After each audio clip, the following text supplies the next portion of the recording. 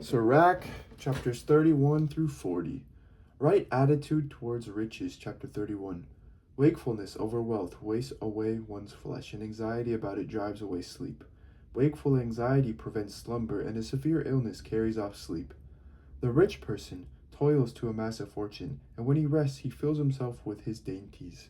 The poor person toils to make a meager living, and if ever he rests, he becomes needy. One who loves gold will not be justified. One who pursues money will be led astray by it. Many have come to ruin because of gold, and their destruction has met them face to face. It is a stumbling block to those who are avid for it, and every fool will be taken captive by it. Blessed is the rich person who is found blameless, and does not go after gold. Who is he that we may praise him? For he has done wonders among his people. Who has been tested by it and been found perfect? Let it be for him a ground for boasting. Who has had the power to transgress and did not transgress, and to do evil and did not do it? His prosperity will be established, and the assembly will proclaim his acts of charity. Table etiquette. Are you seated at the table of the great? Do not be greedy at it, and do not say, "How much food there is here!" Remember that a greedy eye is a bad thing, and what has been created more greedy than the eye? Therefore, it sheds tears for any reason. Do not reach out your hand for everything you see, and do not crowd your neighbor at the dish. Judge your neighbor's feelings by your own, and in every matter be thoughtful. Eat what is set before you like a well-bred person, and do not chew greedily, or you will give offense. Be the first to stop, as befits good manners, and do not be insatiable, or you will give offense. If you are seated among many others, do not help yourself before they do. How ample a little is for a well-disciplined person! He does not breathe heavily when in bed. Healthy sleep depends on moderate eating. He rises early and feels fit. The distress of sleeplessness and of nausea and colic are with the glutton. If you are overstuffed with food, get up to vomit and you will have relief. Listen to me, my child, and do not disregard me, and in the end you will appreciate my words. In everything you do, be moderate, and no sickness will overtake you. People bless someone who is liberal with food, and their testimony to his generosity is trustworthy. The city complains of someone who is stingy with food, and their testimony to his stinginess is accurate. Temperance in drinking wine.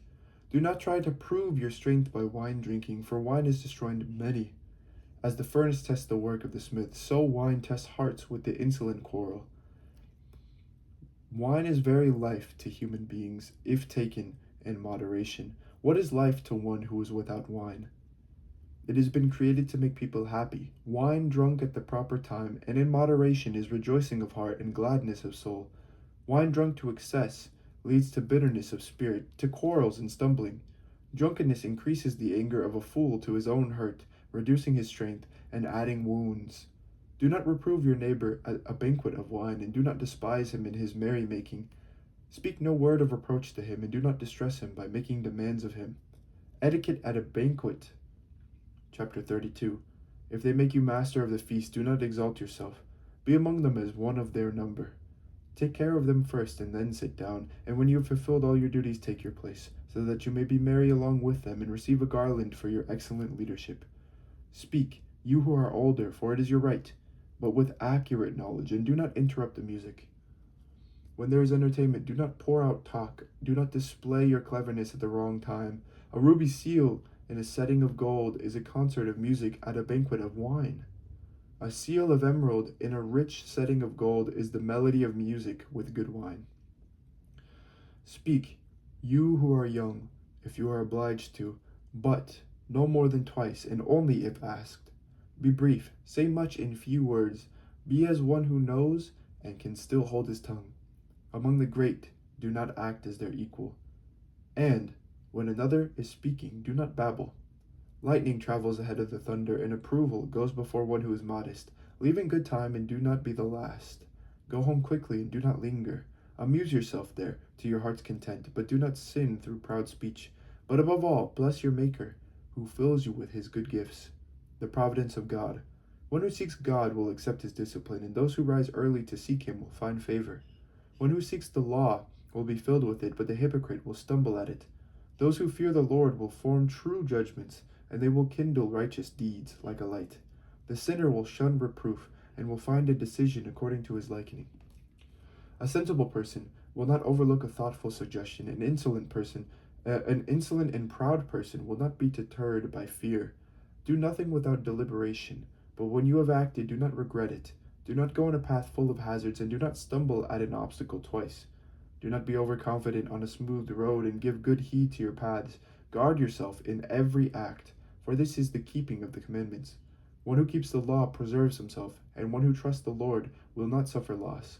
Chapter 33. No evil will befall someone who fears the Lord, but in trials such as one will be rescued again and again. The wise will not hate the law, but someone who is hypocritical about it is like a boat in a storm. The sensible person will trust in the law.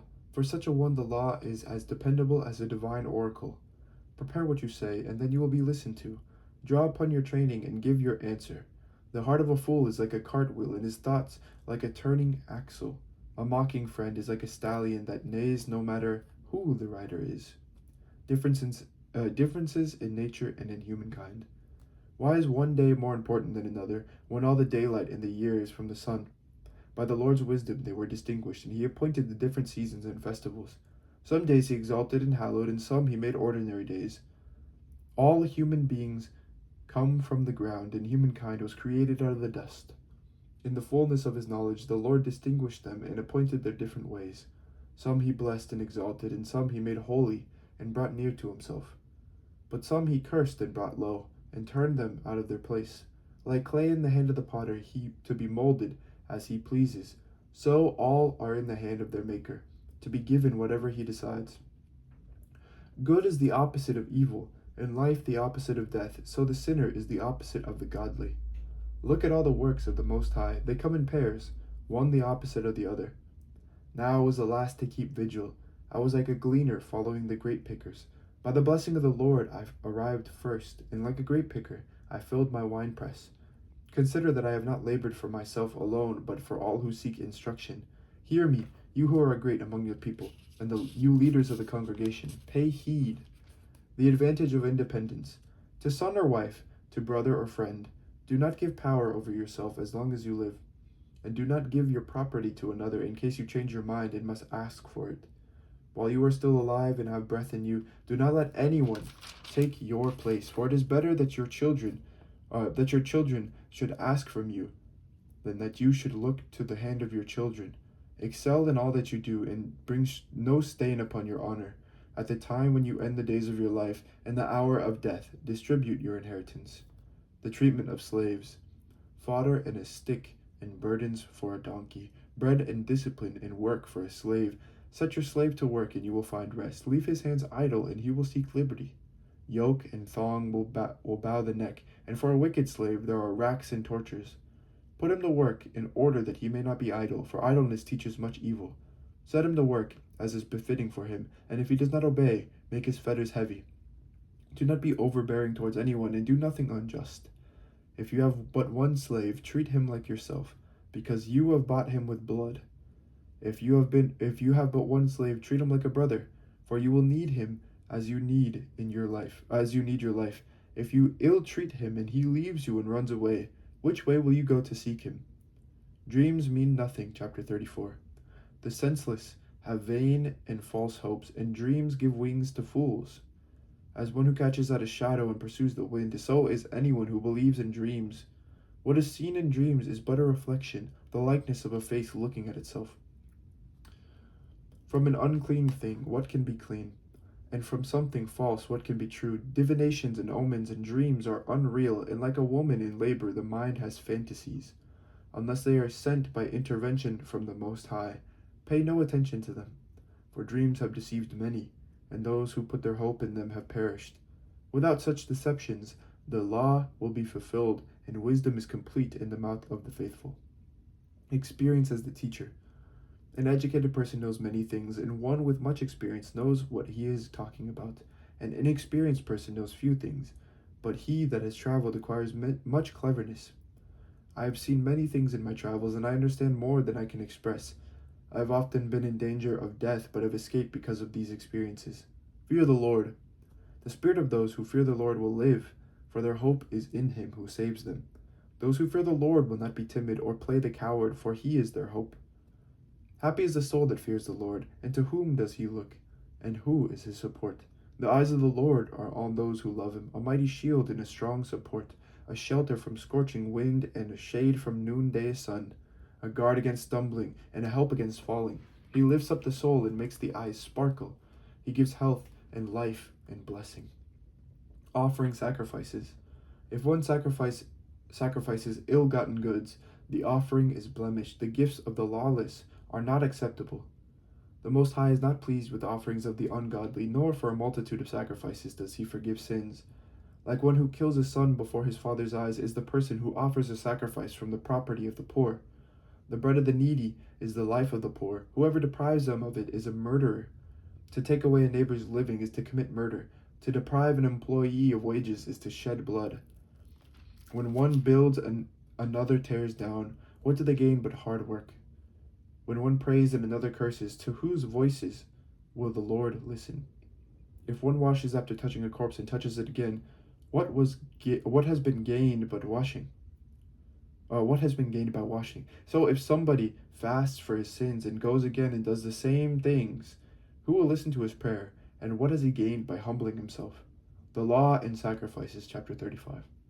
One who keeps the law makes many offerings. One who heeds the commandments makes an offering of well-being. One who returns a kindness offers choice flour, and one who gives alms sacrifices a thank offering. To keep from wickedness is pleasing to the Lord, and to forsake unrighteousness is an atonement. Do not appear before the Lord empty-handed, for all that you offer is in fulfillment of the commandment. The offering of the righteous enriches the altar, and its pleasing odor rises before the Most High. The sacrifice of the righteous is acceptable, and it will never be forgotten. Be generous when you worship the Lord, and do not stint the first fruits of your hands. With every gift show a cheerful face, and dedicate your tithe with gladness. Give to the Most High as he has given to you, and as generously as you can afford. For the Lord is the one who repays, and he will repay you sevenfold. Divine justice. Do not offer him a bribe, for he will not accept it, and do not rely on a dishonest sacrifice, for the Lord is the judge, and with him there is no partiality. He will not show partiality to the poor, but he will listen to the prayer of one who is wronged. He will not ignore the supplication of the orphan or the widow when she pours out her complaint. Do not the tears of the widow run down her cheek as she cries out against the one who causes them to fall. One whose service is pleasing to the Lord will be accepted, and his prayer will reach to the clouds. The prayer of the humble pierces the clouds, and it will not rest until it reaches its goal. It will not desist until the Most High responds and does justice to the righteous and executes judgment. Indeed, the Lord will not delay, and like a warrior, will not be patient until he crushes the loins of the unmerciful and pays vengeance on the nations, until he destroys the multitude of the insolent and breaks the scepters of the unrighteous, until he repays mortals according to their deeds and the works of all according to their thoughts, until he judges the case of his people and makes them rejoice in his mercy. His mercy is as welcome in the time of distress as clouds of rain in time of drought. A prayer for God's people, chapter 36. Have mercy upon us, O God of all, and put all the nations in fear of you. Lift up your hand against foreign nations and let them see your might. As you have used us to show your holiness to them, so use them to show your glory to us. Then they will know, as we have known, that there is no God but you, O Lord. Give new signs and work other wonders. Make your hand and right arm glorious. Rouse your anger and pour out your wrath. Destroy the adversary and wipe out the enemy. Hasten the day, remember the appointed time, and let people recount your mighty deeds. Let survivors be consumed in the fiery wrath, and may those who harm your people meet destruction. Crush the heads of hostile rulers who say, there is no one but ourselves. Gather all the tribes of Jacob, and give them their inheritance as at the beginning. Have mercy, O Lord, on the people called by your name, on Israel, whom you have named your firstborn. Have pity on the city of your sanctuary, Jerusalem, the place of your dwelling. Fill Zion with your majesty, and your temple with your glory. Bear witness to those whom you created in the beginning, and fulfill the prophecies spoken in your name. Reward those who wait for you, and let your prophets be found trustworthy. Hear, O Lord, the prayer of your servants according to your good will towards your people, and all who are on the earth will know that you are the Lord, the God of the ages. Concerning discrimination, the stomach will take any food, yet one food is better than another. As the palate tastes the kinds of game, so an intelligent mind detects false words. A perverse mind will cause grief, but a person with experience will pay him back. A woman will accept any man as a husband, but one girl is preferable to another. A woman's beauty lights up a man's face, and there's nothing he desires more. If kindness and humility mark her speech, her husband is more fortunate than other men. He who acquires a wife gets his best possession, a helper fit for him, and a pillar of support. Where there is no fence, the property will be plundered, and where there is no wife, a man will become a fugitive and a wanderer. For who will trust a nimble robber that skips from city to city? So who will trust a man that has no nest, but lodges wherever night overtakes him? False friends, chapter 37. Every friend says, I too am a friend, but some friends are friends only in name. Is it not a sorrow like that for death itself, when a dear friend turns into an enemy? O inclination to evil, why were you formed to cover the land with deceit? Some companions rejoice in the happiness of a friend, but in time of trouble they are against him. Some companions help a friend for their stomach's sake, yet in battle they will carry his shield. Do not forget a friend during the battle, and do not be unmindful of him when you distribute your spoils. Caution in taking advice. All counselors praise the counsel they give, but some give counsel in their own interest. Be wary of a counselor, and learn first what is his interest, for he will take thought for himself. He may cast a lot against you and tell you, your way is good, and then stand aside to see what happens to you. Do not consult one who regards you with suspicion. Hide your intentions from those who are jealous of you. Do not consult with a woman about her rival, or with a coward about war, with a merchant about business, or with a buyer about selling, with a miser about generosity, or with the merciless about kindness, with an idler about any work, or with a seasonal laborer about completing his work, with a lazy servant about a big task. Pay no attention to any advice they give, but associate with a godly person whom you know to be a keeper of the commandments, who is like-minded with yourself, and who will grieve with you if you fail. And heed the counsel of your own heart, for no one is more faithful to you than it is. For our own mind sometimes keeps us better informed than 7 sentinels sitting high on a watchtower. But above all, pray to the Most High that he may direct your way in truth. True and false wisdom. Discussion is the beginning of every work, and counsel precedes every undertaking. The mind is the root of all conduct. It sprouts 4 branches, good and evil, life and death, and it is the tongue that continually rules them. Some people may be clever enough to teach many, and yet be useless to themselves. A skillful speaker may be hated. He will be destitute of all food, for the Lord has withheld the gift of charm, since he is lacking in all wisdom. If a person is wise to his own advantage, the fruits of his good sense will be praiseworthy. A wise person instructs his own people, and the fruits of his good sense will endure. A wise person will have praise heaped upon him, and all who see him will call him happy. The days of a person's life are numbered, but the days of Israel are without number. One who is wise among his people will inherit honor, and his name will live forever. Concerning moderation, my child, test yourself while you live.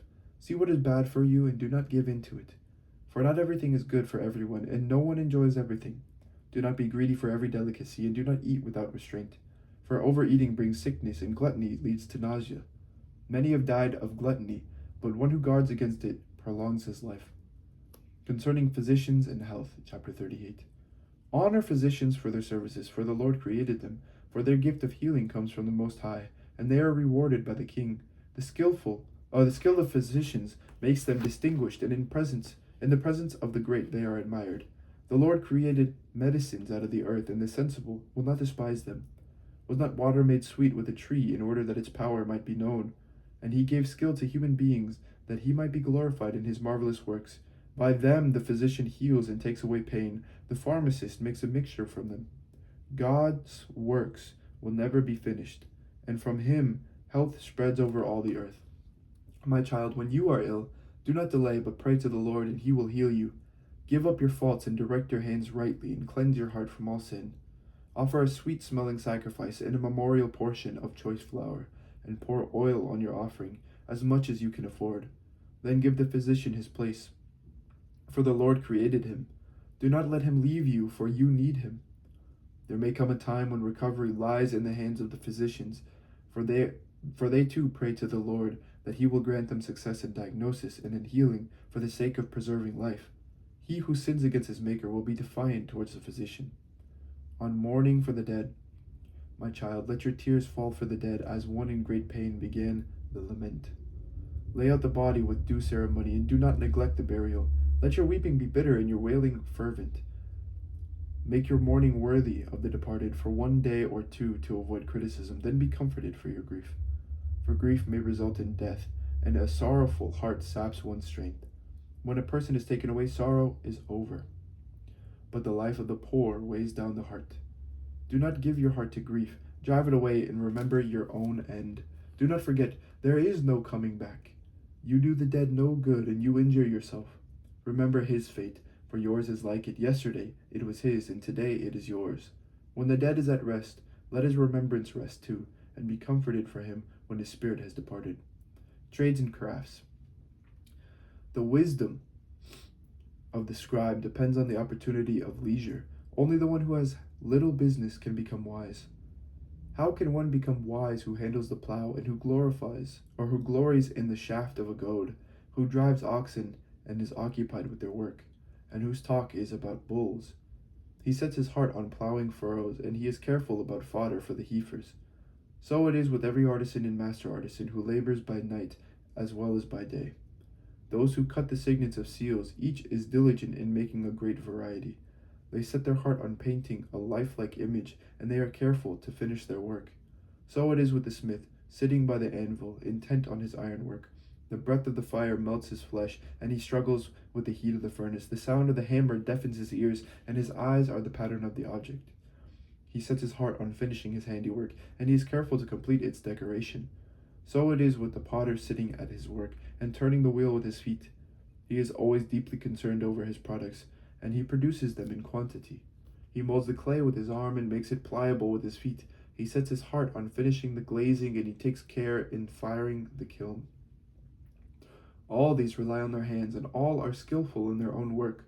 Without them no city can be inhabited, and wherever they live, they will not go hungry. Yet they are not sought out for the counsel of the people, nor do they attain eminence in the public assembly. They do not sit in the judge's seat, nor do they understand the decision of the courts. They cannot expound discipline or judgment, and they are not found among the rulers. But they maintain the fabric of the world, and their concern is for the exercise of their trade. The activity of the scribe. How different the one who devotes himself to the study of the law of the Most High. Chapter 39. He seeks out the wisdom of all the ancients and is concerned with the prophecies. He preserves the sayings of the famous and penetrates the subtleties of parables. He seeks out the hidden meanings of proverbs and is at home with the obscurities of parables. He observes among the great and appears before rulers. He travels in foreign lands and learns what is good and evil in the human lot. He sets his heart on rising early to seek the Lord who made him and to petition the Most High. He opens his mouth in prayer and asks for pardon for his sins. If the great Lord is willing, he will be filled with the spirit of understanding. He will pour forth words of wisdom of his own and give thanks to the Lord in prayer. The Lord will direct his counsel in knowledge as he meditates on his mysteries. He will show the wisdom of what he has learned and will glory in the law of the Lord's covenant. Many will praise his understanding. It will never be blotted out, and his memory will not disappear, and his name will live through all generations. Nations will speak of his wisdom, and the congregation will proclaim his praise. And if he lives long, he will leave a name greater than 1,000, and if he goes to rest, it is enough for him. A hymn of praise to God. I have more in my mind to express. I am full like the full moon. Listen to me, my faithful children, and blossom like a rose growing by a stream of water. Send out fragrance like incense, and put forth blossoms like a lily. Scatter the fragrance and sing a hymn of praise. Bless the Lord for all his works. Ascribe majesty to his name and give thanks to him with praise, with songs on your lips and with harps. This is what you shall say in thanksgiving. All the works of the Lord are very good, and whatever he commands will be done at the appointed time. No one can say, "What is this?" or "Why is that?" for at the appointed time all such questions will be answered. At his word the waters stood in a heap, and the reservoirs of water at the word of his mouth. When he commands, his every purpose is fulfilled, and none can limit his saving power. The works of all are before him, and nothing can be hidden from his eyes. From the beginning to the end of time he can see everything, and nothing is too marvelous for him. No one can say, "What is this?" or "Why is that?" for everything has been created for its own purpose. His blessing covers the dry land like a river and drenches it like a flood. But his wrath drives out the nations, as when he turned a watered land into salt. To the faithful his ways are straight, but full of pitfalls for the wicked. From the beginning good things were created for the good, but for sinners good things and bad. The basic necessities of human life are water and fire and iron and salt, and wheat flour and milk and honey, the blood of the grape, and oil and clothing. All these are good for the godly, but for sinners they turn into evils. There are winds created for vengeance, and in their anger they can dislodge mountains. On the day of reckoning they will pour out their strength and calm the anger of their maker. Fire and hail and famine and pestilence, all these have been created for vengeance.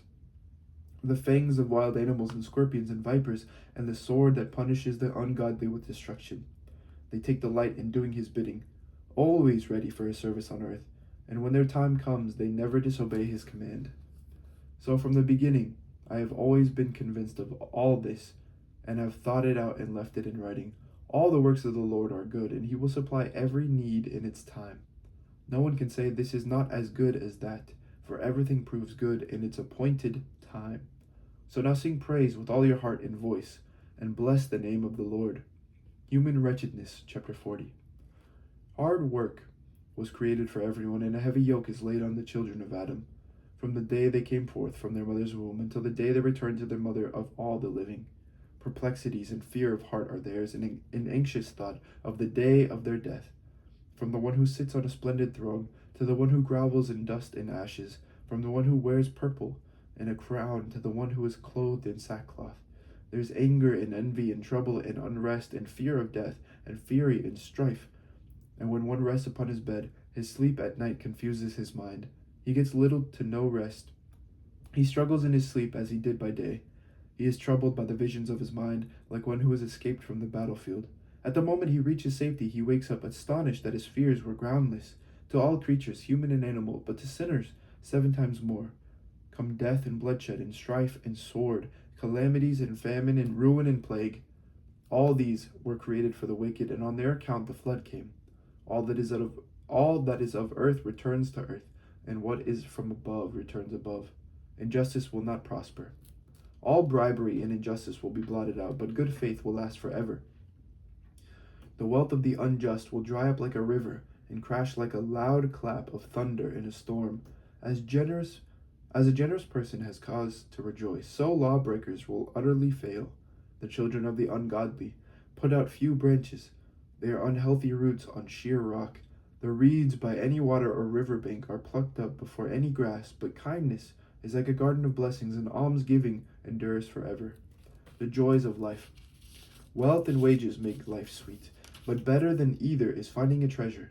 Children in the building of a city establish one's name, but better than either is one who finds wisdom. Cattle in orchards make one prosperous, but a blameless wife is accounted better than either. Wine and music gladden the heart, but the love of friends is better than either. The flute and harp make sweet melody, but a pleasant voice is better than either. The eye desires grace and beauty, but the green shoots of grain more than either. A friend or companion is always welcome, but a sensible wife is better than either. Kindred and helpers are for a time of trouble, but almsgiving rescues better than either. Gold and silver make one stand firm, but good counsel is esteemed more than either. Riches and strength build up confidence, but the fear of the Lord is better than either. There is no want in the fear of the Lord, and with it there is no need to seek for help. The fear of the Lord is like a garden of blessing, and covers a person better than any glory. The disgrace of begging. My child, do not lead the life of a beggar. It is better to die than to beg. When one looks to the table of another, one's way of life cannot be considered a life. One loses respect with another person's food, but one who is intelligent and well instructed guards against that. In the mouth of the shameless, begging is sweet, but it kindles a fire inside him. This is the word of the Lord. Thanks be to God. And thank you for listening to the 4th reading of Sirach. May God bless you this day, and have an amazing day. Take care. Bye-bye.